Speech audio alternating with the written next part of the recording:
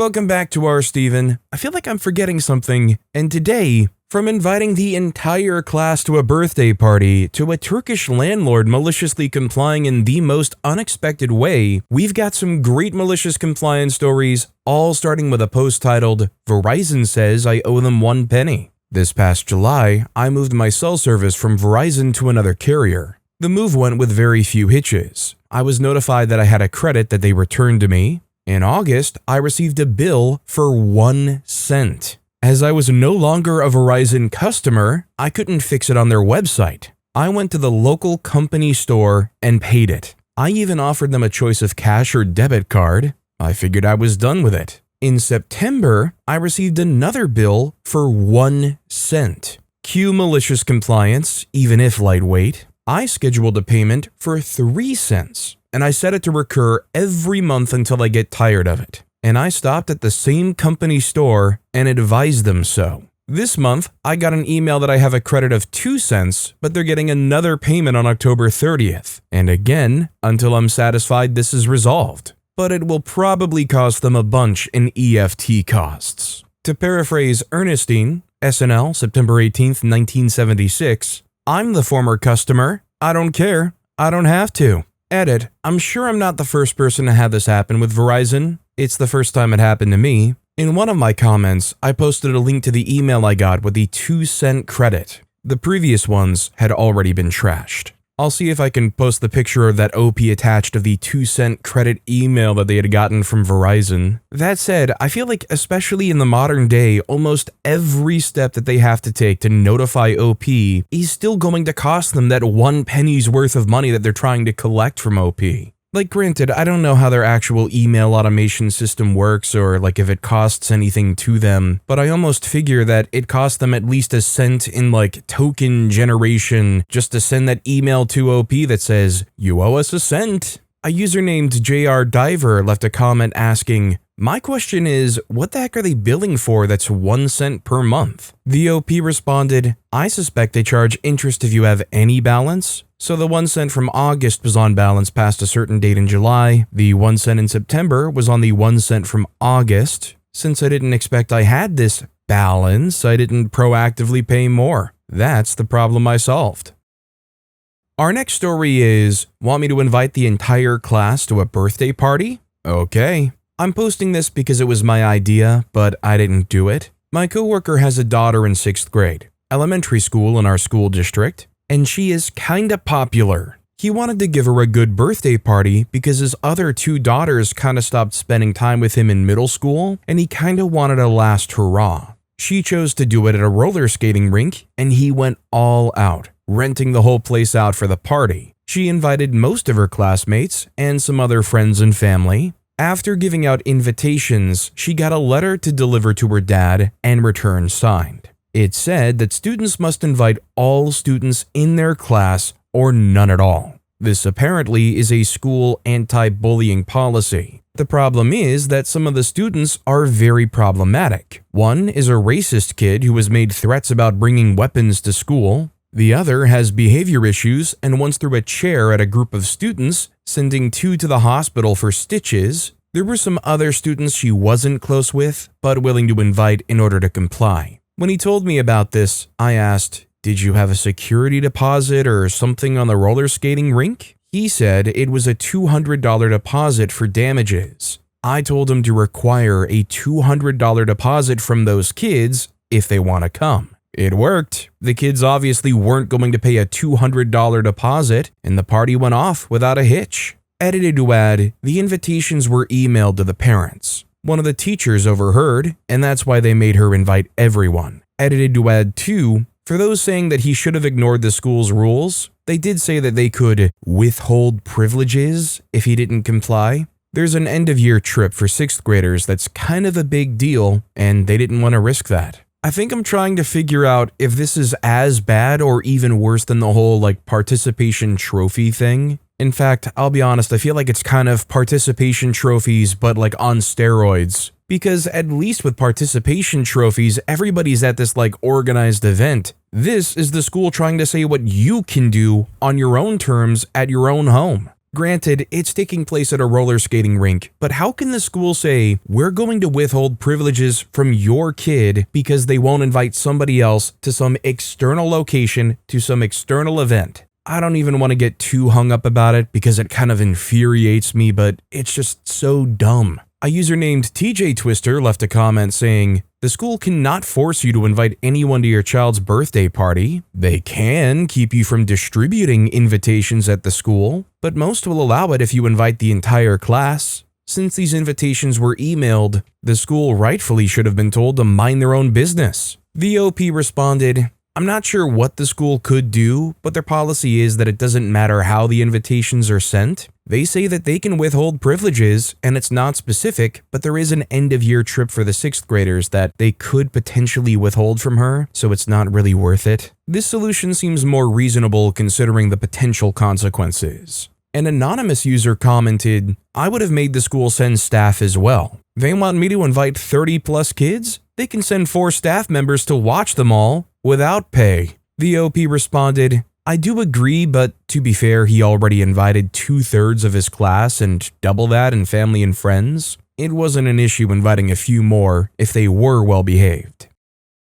Our next story is, my boss wanted efficiency, so I gave him just that. I've been working in my field for a while, and I've always taken pride in doing a thorough, reliable job. I'm a high performer and had a solid track record with my previous bosses who valued quality and consistency, but then Eric became our new boss and things took a hard turn. Eric was all about efficiency. He came from a startup environment where things didn't need to be perfect, just right and fast. He wanted things done fast, even if it meant cutting corners. In meetings, he would throw around phrases like, time is money, and every second counts. Sure, efficiency is important, but Eric took it to an extreme. He didn't care about the quality of our work, he just wanted it done now. Nuances, quality checks, and double checking went right out the window. Then, he decided to implement a time tracking and output policy. This meant logging every task we worked on with specific time limits.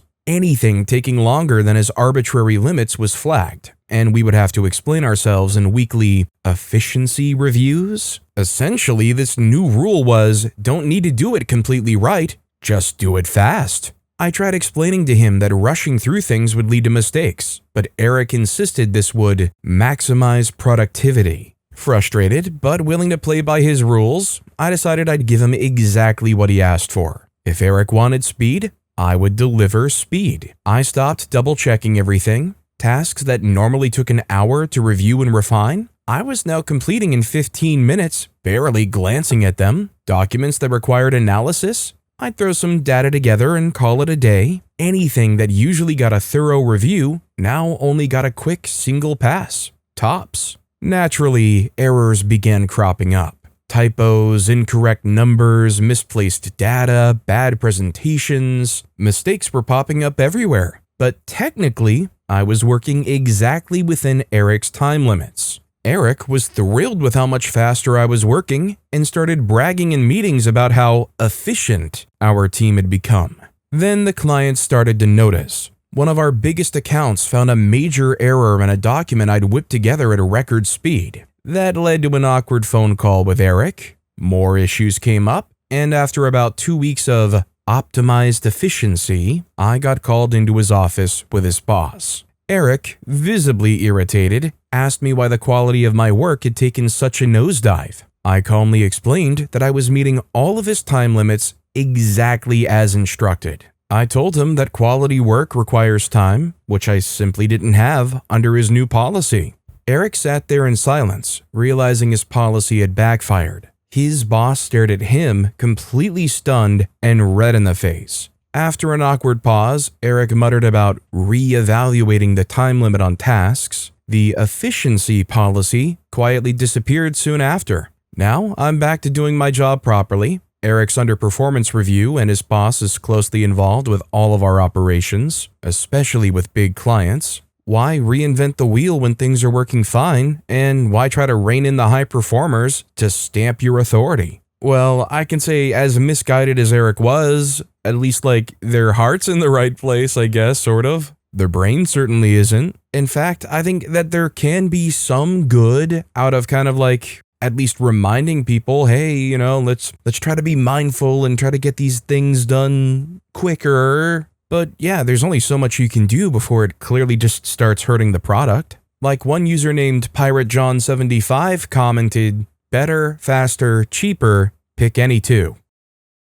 Our next story is Neighbours oppose shop being rented to an institutional company. Turkish landowner opens a hooking up shop instead. In Aydın, Turkey, landowner opens up a hooking up shop after a dispute with neighbors. 2 years ago, I wanted to rent my shop to an institutional company. Some of my neighbors opposed it, stating that they didn't want a busy shop in this area. After that, I built an awning. I guess he wanted to open his own cafe or something. But I was sued and I had to demolish it with my own hands. I lost 150,000 Turkish lira, around $4,500 in that ordeal. So I decided how to profit from my shop and opened my shop named 69 Sex Shop.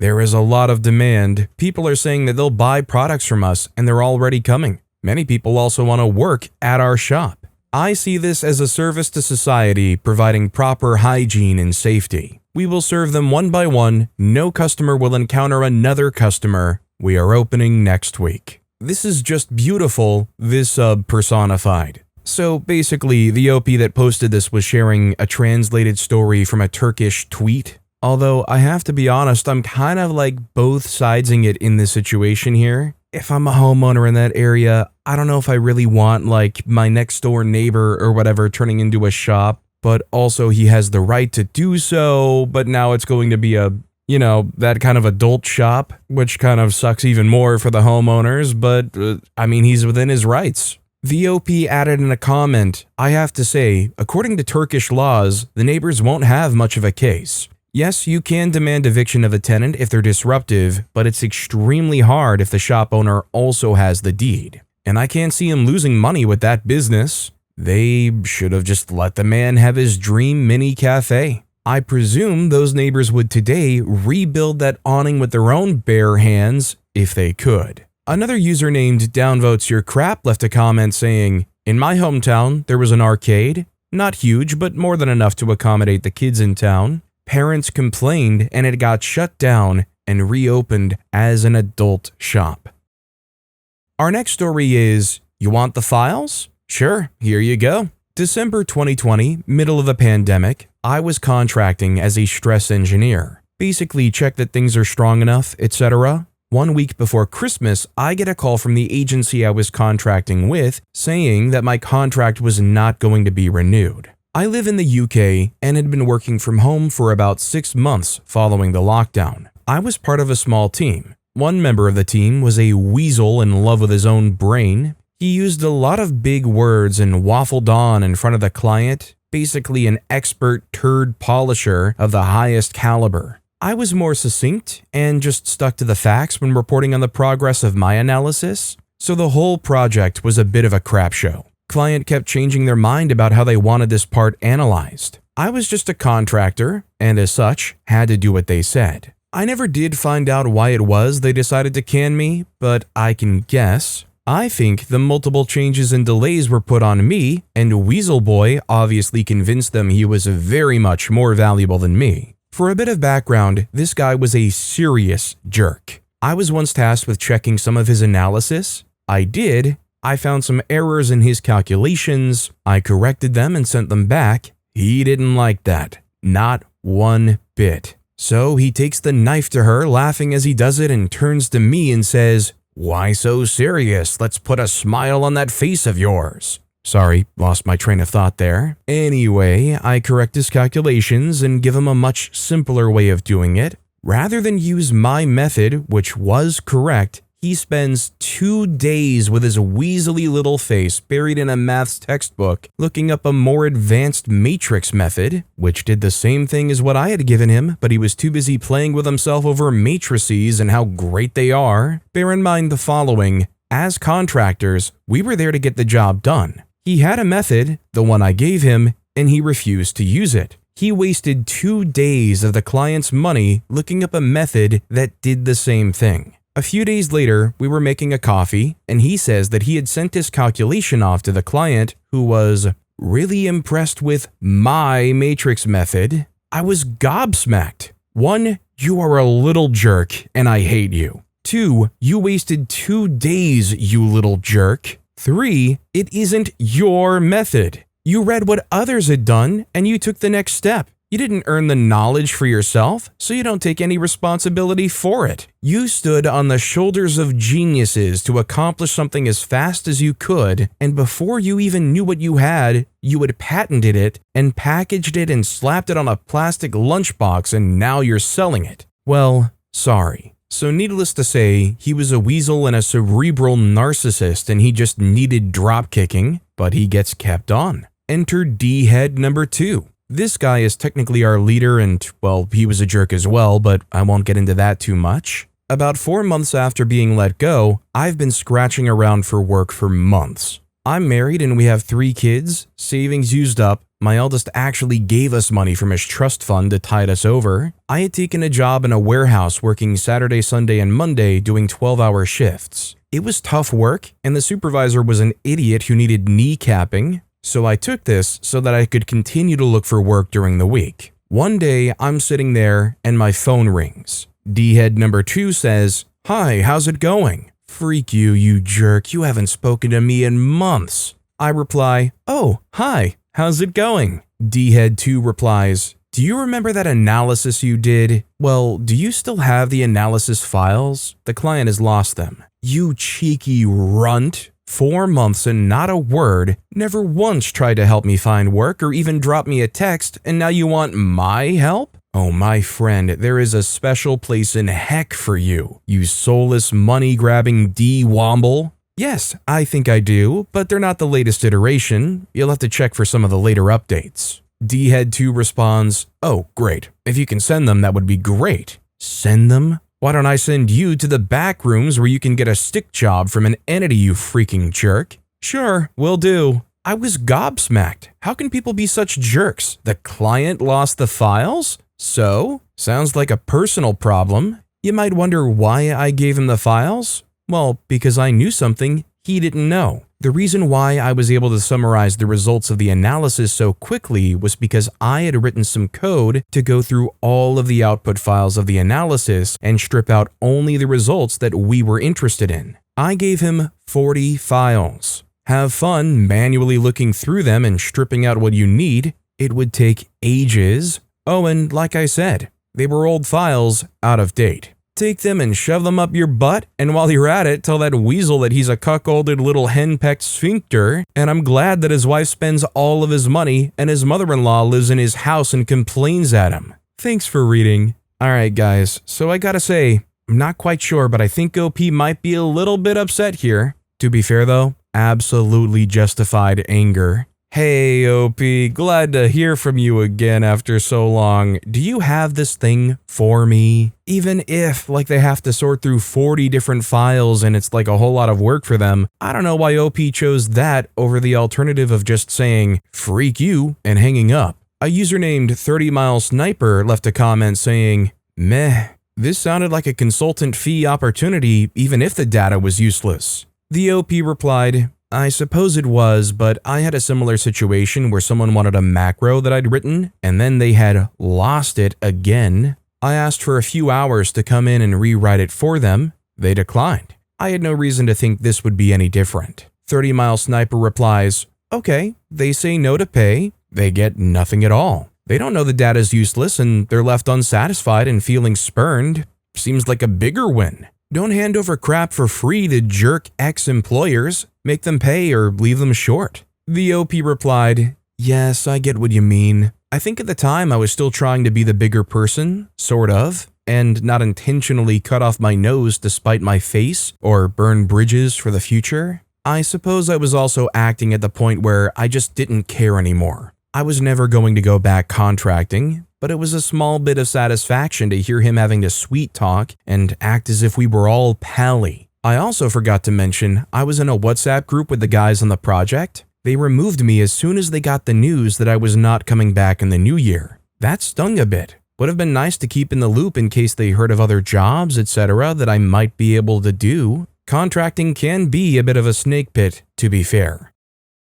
Our next story is Happy Birthday? I was a bookkeeper for a company that celebrated employee birthdays once a month. It was the receptionist's job to get the cake and ice cream into the break room for the monthly celebrations. We went through a lot of receptionists. Most of them deserved to be terminated, but one of them was at the top of her game and the best one I'd worked with in years. She was fired the day before the monthly birthday party. I was upset that she was gone. Not only was she efficient, she had a hilarious sense of humor that kept everyone laughing and happy. I was even more upset that I had to stop working on a report to hop in my car and get a dang birthday cake for some stupid birthday celebration. Do you see where this is going? When I got to the store, I requested customized writing on the cake. The look on the owners' faces was worth it when they opened the box before they put the candles on the cake. Happy birthday, jerks! I was excused from getting any future celebratory cakes. How did OP go and get the birthday celebration cake and have inscribed on it, Happy birthday, jerks, and then walk away with, I just wasn't in charge of the birthday cakes anymore from that point on? I mean, I guess calling all of your coworkers jerks all at once isn't like necessarily a guaranteed reprimand or write-up or firing or whatever. But just to walk away with, yeah, I just wasn't on cake duty anymore, is surprisingly light to me. A user named RJ Sigorinik left a comment saying, you wrote that and didn't get fired? Makes me wonder what the heck all the receptionists, the amazing one especially, did to get promoted to job seekers. The OP replied, I was always introduced by the operator's manager as our crazy bookkeeper. I'm a fixer. They had nightmare bookkeepers for years, and I got their records back on track. And I don't do cakes. Dinko from the north left a comment saying, I don't do cakes, jerks. Would have been a nice alternative, but this is still brilliant. The OP responded, when I quit, I texted my boss a meme of an empty desk that said, 2 weeks notice? Notice I'm not here? A lot of crap was happening in the company that had nothing to do with the cake episode. I had enough and walked out. My boss quit 6 months later. Our next story is driving with my dad. When I was freshly 16, I drove with my dad to the driver's test. I had practiced a lot with my mom, but she grew up in the city and was a much more aggressive driver than my dad. This was my first time driving with him just in the car, and he wanted to help me practice on the day of my actual test. Well, he gives me the usual, every car on the road wants to end you, and defensive driving stuff to the extreme, very nitpicky about everything. At a stop sign, he berated me for stopping too abruptly. You should never accelerate whenever a stop sign is in sight. Take your foot off the gas as soon as you see a stop sign, no exceptions. I kind of argued with him that sometimes that wouldn't work. We live in a very flat state, and you can see stop signs from very far away sometimes. He got angry at me and told me he was just trying to help and I should accept his advice, etc. I said, fine. I also knew the next stop sign up on our drive was at the end of a 6-mile flat road. That isn't very busy. I planned my malicious compliance. As soon as I saw that stop sign, maybe half a mile out, I don't know, I'm bad with distances, I took my foot off of the gas. About 15 seconds in, we were going half the speed limit. 30 seconds in, we come to a crawl. I look away from the road and make eye contact with him for the last 10 feet or so. He was confused at first, but cracked a smile when he realized what I was doing. The car came to a full stop, a good 15 to 20 feet from the stop sign. What should I do now? I asked. He just laughed, called me a smart butt, and was much more relaxed the rest of the day. I aced my test. You know, considering OP mentioned we live in a very flat state, I think it's safe to say this probably took place in the US. And frankly, if OP had the wherewithal to do this malicious compliance like that, I think they were almost guaranteed to be capable of passing a driver's test in the US. I think they practically hand out driver's licenses like free candy. In fact, when I got my driver's license, I had only driven, I think, twice in my life. The day before my test, I practiced a 3-point turn, and I drove to the testing place. Aced it. Nailed it. Didn't hear one complaint from the instructor. I felt like a fraud because I think you were supposed to technically have like some unwritten logged amount of hours on the road to be able to take the test. A user named Tremenda Karusha left a comment saying, I can really picture my guy losing his crap if I took our driving lessons as literally, but props for the epic prank. The OP replied, he was more persnickety that day than usual, so it was a calculated risk on my part.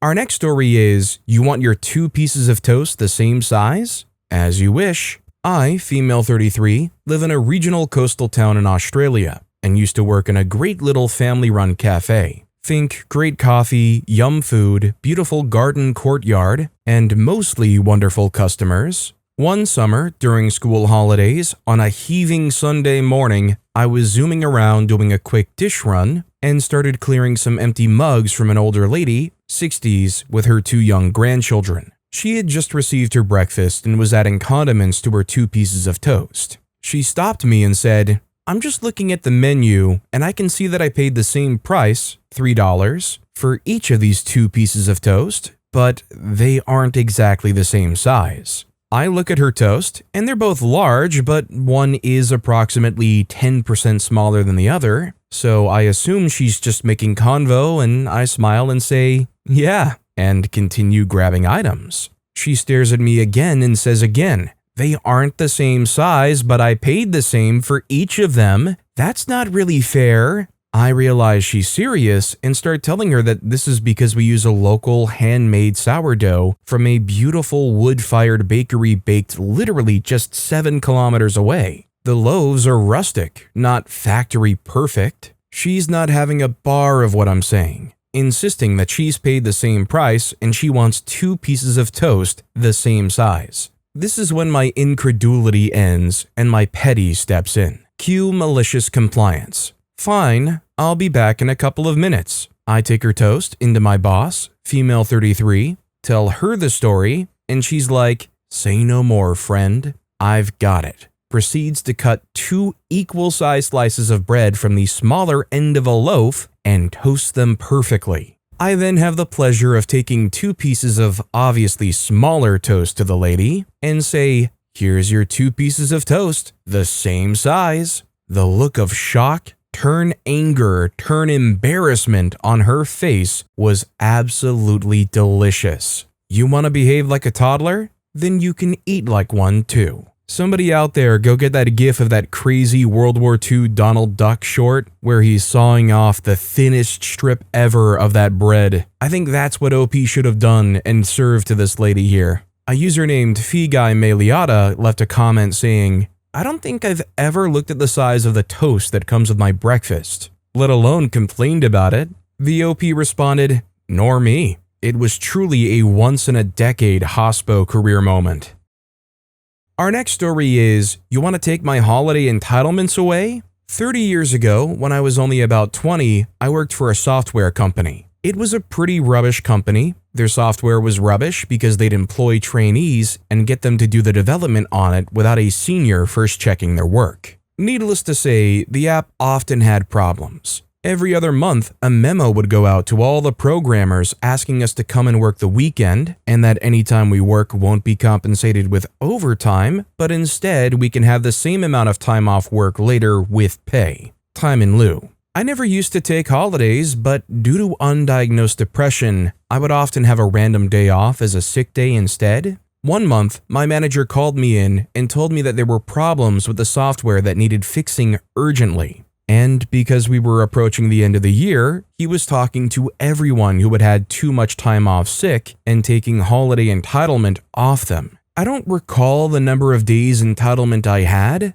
but after deducting my unauthorized illnesses from my holidays, I only had about 3 days left. I was told the aim was to stop people taking holiday that they were entitled to and would have to take before the year ended, otherwise they lost it, thus giving them more work hours to fix the software. I explained to my manager that I had no intentions of booking any of my holiday and would happily work those days plus any additional required weekends, as I often did, but he insisted that this is what he had to do. I explained to him that I don't book holidays, I don't claim my time in lieu, and I just have a day off when I'm having a bad day. ultimately the company gains from this because I work more days than I'm paid for, and I don't like them treating me like this way. I asked him how many holiday days he was taking away and how many days in lieu I was owed. So I let him take my holiday away, leaving me with 3. I then asked to book those 3 days of holiday off, plus claimed about 7 days in lieu I otherwise wouldn't have taken. Because the rules are that I use them or lose them, right? So now they went from having their lead developer in every day to having to give me 2 weeks off. Edit. I remember now that he refused to let me take the time off. He told me that I cannot have the off days I was entitled to, and that he would also be taking away the time in lieu days they owed me. I told him that if he didn't also stick to the rules, then I would never work overtime again.